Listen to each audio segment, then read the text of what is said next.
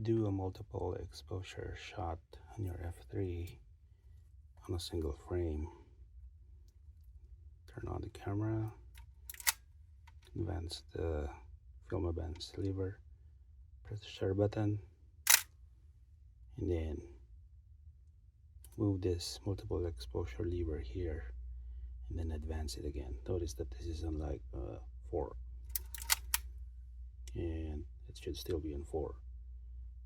Take another shot. You have 2 exposures now in one frame.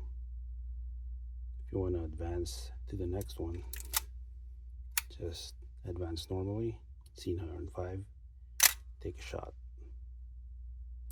advance. If you want to do another multiple exposure in your next frame, take a shot, flip this, advance, and you're good.